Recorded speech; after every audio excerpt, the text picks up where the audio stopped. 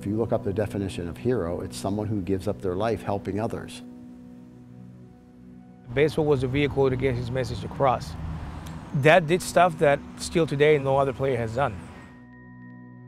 I didn't go to college, but I went to the University of Baseball, and Clemente was one of my professors. He was born to play baseball. He's one of the ball players, one in a million that come with the talents that he has. But his humanitarian side is what really perpetuated him in such a way that people that are not even sports or baseball fans still admire him for what he was as a human being. Jesus Christ and Roberto Clemente, both of them give their life for the human beings. That's the things that Titans do.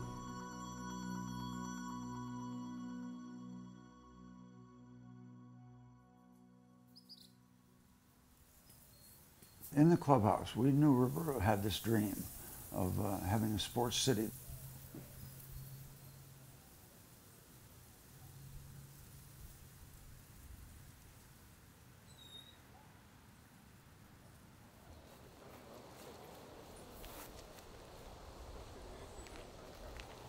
Sports City is not another facility. It's not just another complex. The Ciudad Deportiva Roberto Clemente, my father was the intellectual mind behind it. Picture this, I was only 6 when Dad died, when the accident happened, okay? I was only 6 years old. My older son is 31, okay? My youngest son wasn't even born when I came back in November to Puerto Rico to start dealing with Sports City. He's 25. The feeling of have this name, right, the Clemente, is like, feels like the gravity. You know, the gravity keeps you there, but at the same time trying to swallow you. You know, if you don't stand firm, the gravity puts you on their back. You know what I'm saying? So to put things in perspective, the frustration of doing what we were doing and providing the service and all that, and then all of a sudden have to deal with this nonsense for a document that based on their irresponsibility, because it's what it is. They were irresponsible in not accounting for all the payments that we had conducted, right? This situation was created. So I'm here, I'm investing on my own money, painting, fixing. I mean, we had this place immaculate. And then all of a sudden, because of a newspaper article, graffiti. That was a drop that really, forget it. Once again, I can't even talk about it. Internally and personally, I got a big fight because I grew up seeing all my family like giving all we have to others, and always we saw that bad vibes in the people, you know, the bad speaking, the people who can see the reality, you know. One of the best players that I ever saw was a teammate of mine, and that was Roberto Clemente, a player who could do it all. He was so smart. Things like he was born to play baseball. I thought the guy, you know, as a kid, I thought he was like the size of Shaquille O'Neal. He was 5'10", 175, but he portrayed this human being as being like Superman. If you read his life story, you'll find out how great a human being Roberto Clemente was, outside being one of the best and greatest baseball players who ever lived. See, when I started playing in 1955, the players, they couldn't open their mouths. Because I remember that lots of players, they were sent to the minors because they opened their mouths. And the organization, they didn't like the way he spoke or something like that, they shipped him down. So when I came, I remember that every time that I used to read a paper or a Latin player, or a black player, they always have to say something sarcastic about it. For example, the first day that I get to Fort Myers, that was a newspaper down there where the newspaper said Puerto Rican hot dog arrived in town. So now, these people never knew nothing about me, but they knew I was a Puerto Rican. As soon as I got to camp, they tilled me of a Puerto Rican hot dog. Now, this is something that I refuse to admit, and I talked to some of the Latin players, which at that particular time they was in the major league, and they told me, Roberto, you better keep your mouth shut because you know they will ship you back. I said, I don't care one way or the other. If I'm good enough to play here, I have to be good enough to be treated like the rest of the players. He was a model that we used to look for. And I believe that this is his biggest legacy, the show up of giving his own life for the benefit of others. He didn't say much. He was quiet. He's a quiet type. But what he did, he didn't tell anybody about it. I knew because we were family. Everything we get together and talk about it. It was about the person that he was and what he was doing off the field and how he affected so many kids, just thousands and thousands of kids in Puerto Rico and the States. He was a better man than he was a player. And that never was talked about. He never got good press as far as being a humanitarian. Toward the end of his career, we heard that that was his dream, to have a sports city, that it would encompass education, sports, hand in hand. It was the most incredible place ever. Even when it was just a little beaten up, they still had great fields where kids could go and play and learn. You wanted kids to get off the street. Ciudad Deportiva Roberto Clemente para un Puerto Rico más seguro. President Nixon made a personal contribution to Sports City, along with getting HUD, Housing Urban Development, to participate financially. So it was out there. If the president hears about it and wants to get involved, so it was out there. But it was a big deal for him.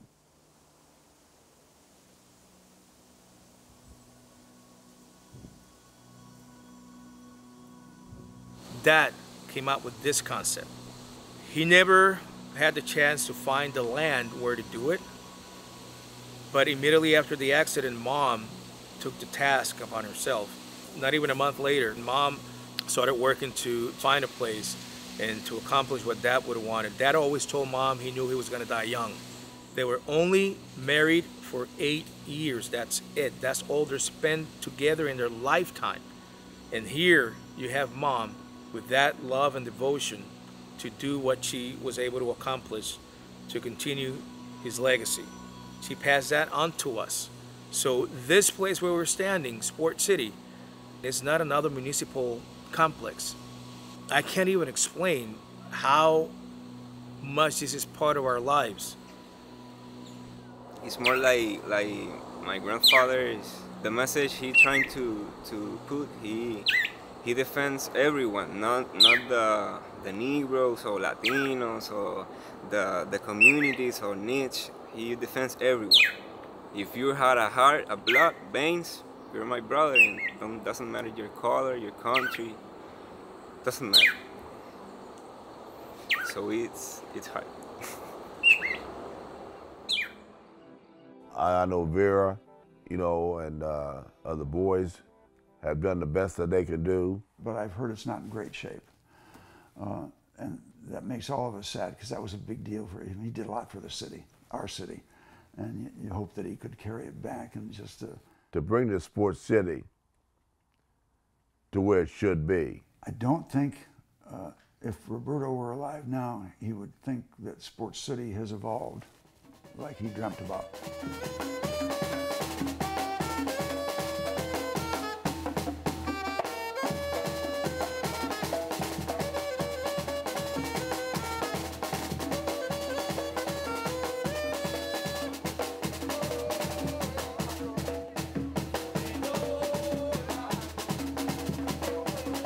You go to a sand lot and you see kids trying to play. You're trying to enjoy them and, try to correct them and try to, giving that advice so they can be in a good path and a good way to go live their life. And this is in sports or being the life in you know, in school and all that stuff. Trying to give that advice to do the right thing. That was the thing that Roberto Clemente, most of the people know what he's trying to make that mark. We can see the impact he made in another country. That's big for us because we love baseball here. Baseball is everything. For Puerto Rico ball players, we want to follow that. We want to follow that path that Roberto Clemente, you know, did. We want to make it that too. Baseball is like real life. If you help your teams, they're gonna help you. Same thing with your family. If you help your family, they're gonna help you. Now I'm playing here in his town, in his baseball field, has his name. My dad is a big fan for Roberto Clemente. My grandfather too, his dad too, you know, and going here his stories about what he heard about Clemente back in his days, you know, just bring me to, then learn about his story, learn about his path, and, you know, makes me proud to follow that legacy too, you know, and then he did very amazing things on the field and out of the field, you know, and that makes me proud. The way he died was perfect. I don't wanna sound like crazy, but it was perfect because he was helping another people for another country. The impact that he made about baseball and humanity to bring hope to other people, that's amazing, man. Try to do the right things for other people so nobody can see it, but you can have that satisfaction to do the right things for other people. That's amazing, man.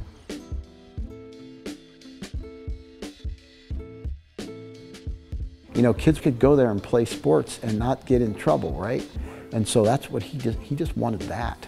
So they just need something. It doesn't have to have a golf course and a hotel. It just needs to have baseball fields.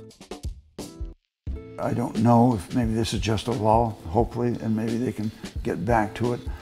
But time makes it difficult to do that. If it's not on fire right now, it's hard to bring it back to that burn. Hopefully they do. And if they contact me, I'll be involved in a minute. It'd be an honor. Let's quit blaming people about whose fault it was.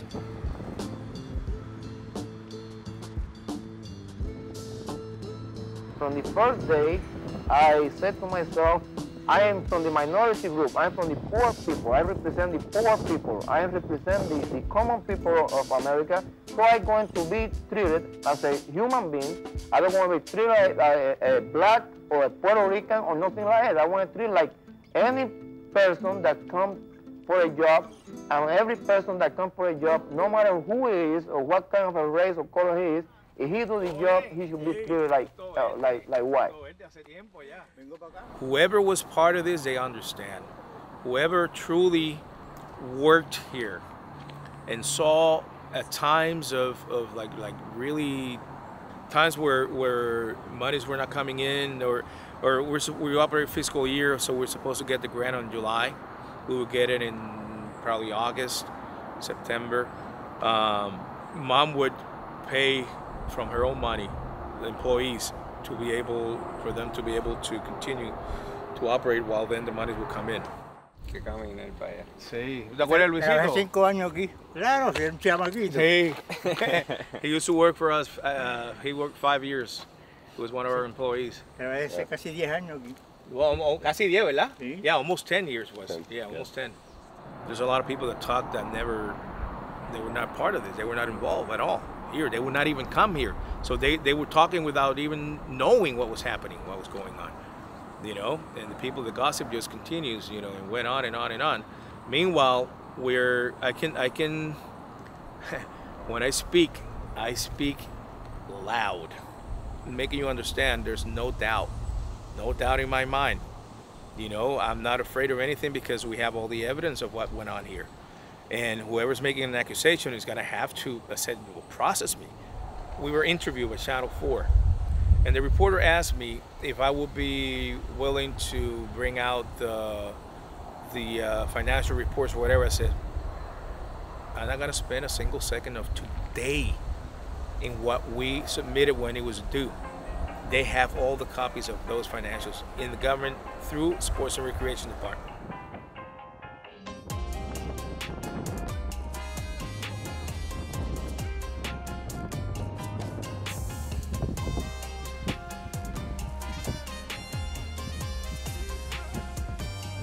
Even though that I did not play sports in Ciudad Deportiva Roberto Clemente, I remember all the marathons to get money for it. And since I became a representative in 2012, since day one, I have been trying to unlock that safety box called the closed and abandoned Ciudad Deportiva Roberto Clemente. It doesn't resemble the general basic idea of having a great complex of many sports like basketball, volleyball, swimming, soccer, track and field, and of course baseball. That was the main purpose and the main dream of Roberto Clemente when he was alive, to have an organization and have a property that will draw out the kids from the street and help them out throughout sports and well-behaving. There's more than 10 years of annual reports that has not been filed, so that's why there's a national audit going on, and that's why this administration for the past 6 years has been freezing out any money that the foundation has some entitlement, because they need to comply. These requirements has been sent to the Clemente Foundation for answering, and they haven't answered.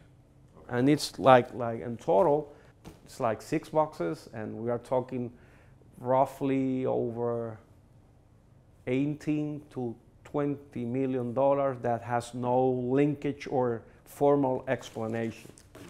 I have seen proposals and conceptual designs and some kind of not well-defined promise that there's a $1 billion funding that will gush into Ciudad Deportiva. Let's hope like this time we can get our act together, and when September 30 hits and everybody once again remembers Clemente, remembers hit number 3000, at least we can have a basic cleanup of the former Ciudad Deportiva and a basic route of a good use of an outstanding property that is there in Carolina. I'm just trying there. I think I have. Yeah, this is Ciudad Deportiva Roberto Clemente from an aerial view. What we are trying to do. This is where right now they are playing Pee-wee football. This is the gotcha part. This is the track and field facility. You saw it from ground level. And now from this perspective, it's there, it's alive, it's not sinking. They just need a cleanup. Of course, we need to redo the strip, but it's a reusable facility. So phase 1 of the rescue process of Ciudad Deportiva is just cleaning the site, and then it's the basic process of fixing 4 baseball areas. It's my position that the government has all the legal power to just cancel that contract, because they have a law that says you need to have an open and running Ciudad Deportiva. But if they don't want to do that, we are going like old school. The legislature gave you on 74 the land. The legislature on 2022 will take it back. Let's refocus of the size of the controversy. We are fighting to keep open his dream. Whenever they're talking about sports city, they refer to they point out to the family. The family, you know about the family. And here, recently, Matos has said, yeah, but the family and Sports City. So they're saying that the family received this amount of money. We haven't received a single penny from the government as a family. Sports City is Sports City. It's not the family. The only family member involved with this complex is me. None of my brothers have nothing to do with Sports City. It's just me, okay? And I came with a vision of putting Sports City where it needs to be. This is not, like I said, this is not another complex in Carolina. This is not another plays, whatever. This is what Dad wanted to do, and is what Mom was able to accomplish. And this, so the two people that gave life to me gave life to this place, made this place happen. So to me, Sports City, I see it as another brother, is how I see Sports City.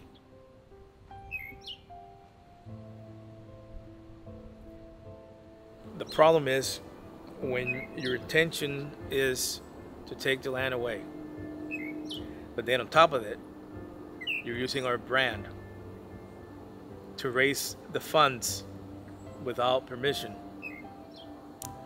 to give to an entity who has nothing to do with us. You think we're just gonna sit there with our arms crossed?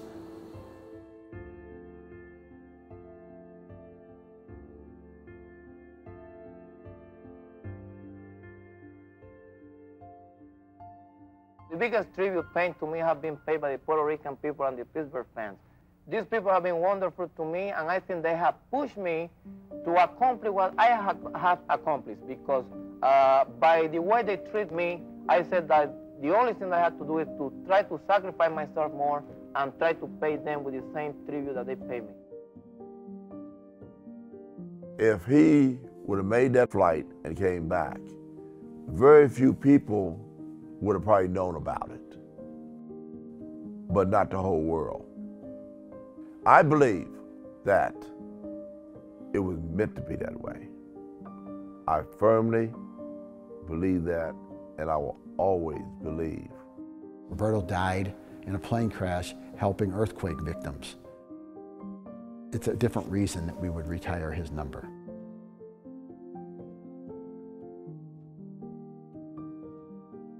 He did all that he possibly could do in those 38 years of his life. One day he came over and said, Jose, I want you to go with me to Nicaragua. I say, Mommy, that's what the nickname was, Mommy Clemente. I say, no, this is Christmas. I spend Christmas with my family. And now on the next trip, I might go with you, but not on this trip. I won't spend. But why you want to go? I mean, you got some people from Pittsburgh coming up to Puerto Rico to visit you, and it's Christmas time. You never leave your family to go there. Why? I say, Jose, all the things that I'm sending to Nicaragua is not getting to the people that I wanted to help. Somebody's taking care of that. So I want to go there so I can see that they distribute all the things that I want to send there to the right people. That's one of the reasons he went over. Most of people went to the seashore where they believed that the airplane was crashed.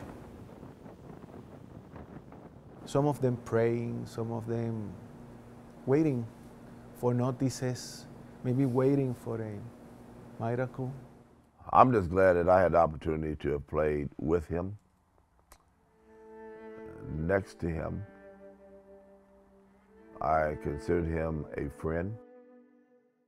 I can tell you chapter and verse about the night that Clemente died.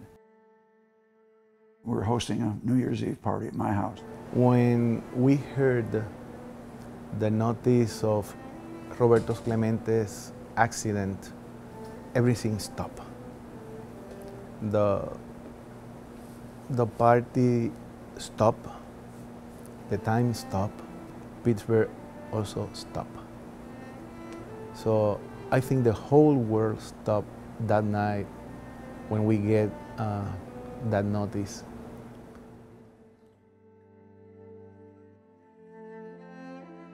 About noontime that next day is the time I thought the shoulders of the city of Pittsburgh slumped. Don't know how else to describe it.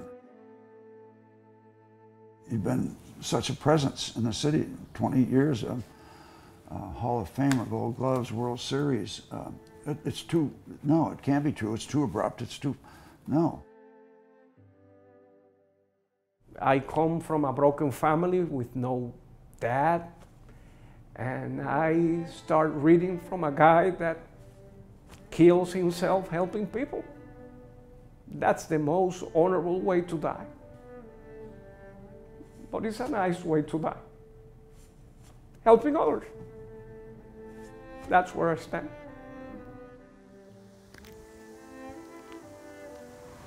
So to me, you know, that's legacy we need to continue. We need to show and teach our children, you know, and for the next Clemente generations to understand. It's truly what you feel in your heart. Roberto was in between man and God. There was something about him. He just saw everything differently. He didn't want to waste 1 second goofing around. As they used to call that, the great one, the greatness of the name, what it represents, but more than anything, how do you carry it? What do you do with it? You know, and it's not to just serve yourself, it's to continue to impact others and be that catalyst, you know, in society, that your message gets across the right way.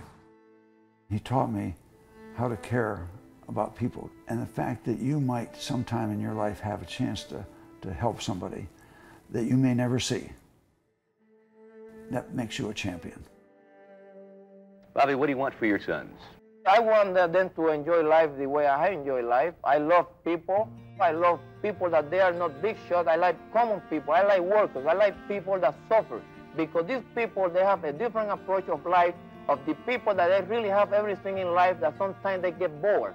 So I want my people, my kids to suffer. I want them to have what they're supposed to have, but I don't want them to be rich. I want them to be people like the normal people in America and the normal people in the whole world.